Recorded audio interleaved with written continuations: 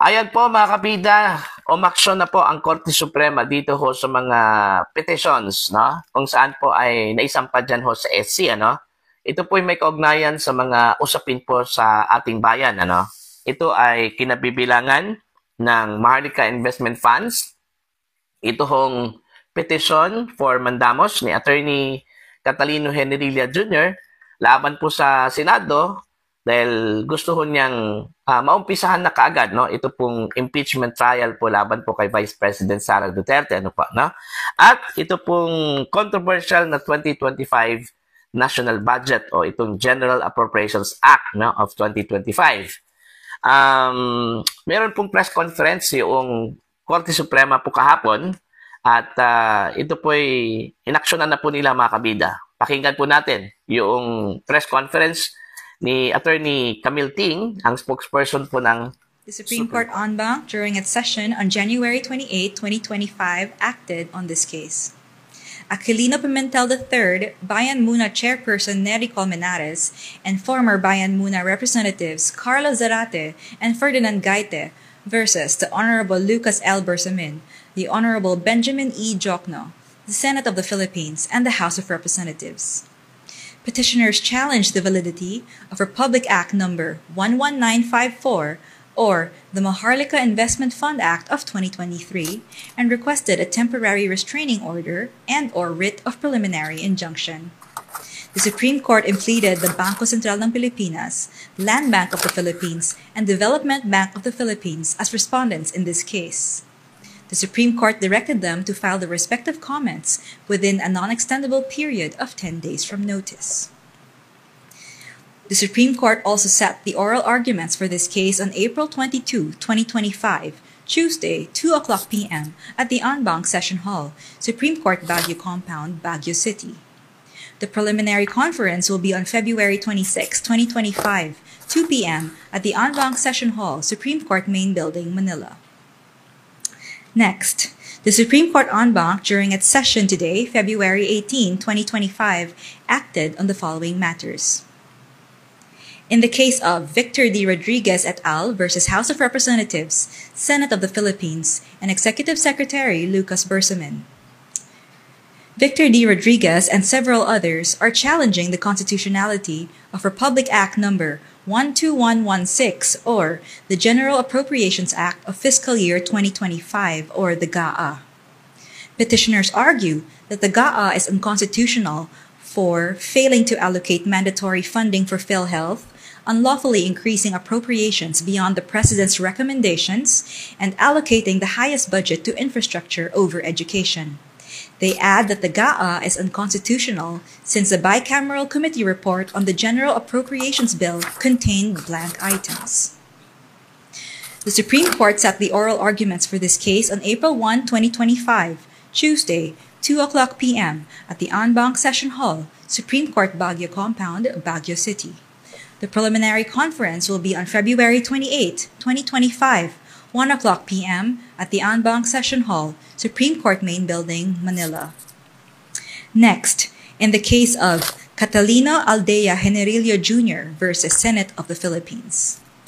Generillo Jr. filed a petition for mandamus asking the Supreme Court to direct the members of the Senate to immediately constitute themselves as an impeachment court to try the impeachment charges against Vice President Sara Duterte. The Supreme Court required the Senate to comment on the petition within a non-extendable period of 10 days from receipt of notice. At least umusad na po ito hong mga petitions na naisampad dyan sa Korte Suprema, mga kabida, no? Now, himay-himayin po natin ito hong mga mahalagang mga usapin na inaksyonan po ng Korte Suprema, ano po, no? Kagaya na lang po nitong Maharlika Investment Fund, ano? Kung saan po ay gusto hong ipatitigil po mga kabida ni na Senador Coco Aquilino Pimentel, ano? Itong si Ferdinand Gaite, Attorney Nery Colmenares, at si Attorney Zarate ng Bayan Muna, no? Sila po yung mga petitioners so dito, ano? Now, ang gusto po ng mga petitioners na maglabas po ng TRO at preliminary injunction, no? Ang Korte Suprema tungkol ho dito, mga kabida. So, binigyan ho sila ng 10 days itong mga respondents. Sino yung mga respondents po mga kabida? Of course, ang Bangko Sentral ng Pilipinas, ang Land Bank of the Philippines, at ito pong Development Bank of the Philippines. Ano pa, na? Sa pamamagitan po ni Executive Secretary Lucas Bersamin, at ito pong si dating Bangko Sentral ng Pilipinas Governor Benjamin Jokno. Ano? Yung kanila pong argument o oral argument po mga kabida ay nakaset po sa April 22, 2025, alas 2 po ng hapon sa NBank Hall, no? Sa Korte Suprema. Ayan. Now, dito ho sa pangalawa, itong napaka-controversial po mga kabida na usapin, ano? Itong 2025 National Budget o itong Republic Act 12116, okay? Alam naman po natin na ito po ay naging batas na po matapos napermahan po ng Pangulong Ferdinand Bongbong Marcos itong Republic Act 12116, otherwise known as General Appropriations Act of 2025. Ano? Meron pong petition po dito sina Attorney Vic Rodriguez at ito pong si Congressman Sid Ungab, ano? Kung saan po ay question po nila itong validity po ng naturang batas. Dahil sa mga grounds, ano po yung mga grounds po nila? Unang-una po, unconstitutional, ano? Dahil ho, yung paggawa po ng GAA ay defective. Dahil ho doon sa mga na-discovering mga blanco, doon ho sa BICAM report na ginamit po na basihan para magawa po itong General Appropriations Act. Ano? So, ang mga respondents dito mga kabida ay, of course, sina Executive Secretary Lucas Bersamin, ito pong Senado at ang House of Representatives. Binigyan po sila ng 10 days to comment, okay? At yung kanilang oral argument po mga kabida ay nakatakda po ngayong April 1, 2025, okay? At ang preliminary conference po nila ay sa February 28, 2025. At ito, last but not the least, yung pinakamahalagang usapin, ano?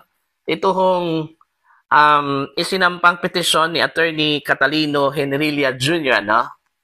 Laban po sa Senado, mga kabida, dyan ho sa Korte Suprema. Nagsampa kasi siya ng petition for mandamus sa Korte Suprema to compel the Senate to act immediately doon ho sa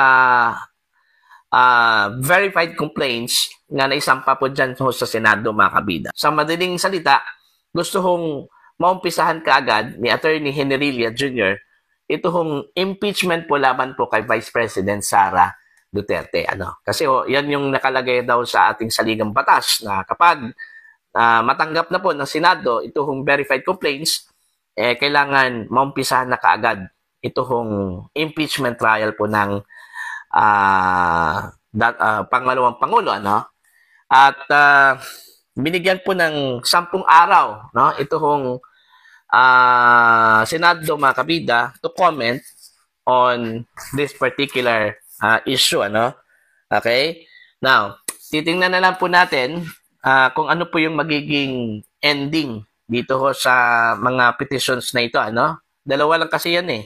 Either to stop or to continue, ano? Ganun din yun. Like for example, itong Maharlika funds. Dalawa lang yun eh. Dalawa kasi yung hiningi po ng mga petitioners dito. TRO at saka preliminary injunction, ano? Okay, depende yan sa appreciation po ng mga justices po natin, ano, mga kabida. Mahaba-haba pa pong proseso na kailangan pong abangan po natin, ano, dito ho sa kasong ito, itong petition na ito, ano. Pangalawa po, ito pong 2025 national budget, matagal pa rin yan. Dahil unang-una magkakaroon po ng preliminary conference and then yung oral arguments, okay? Tapos, kagaya na po, and the same with the petition of Attorney Catalino Henrilia Jr., ano? Kailangan po ng proseso po ito mga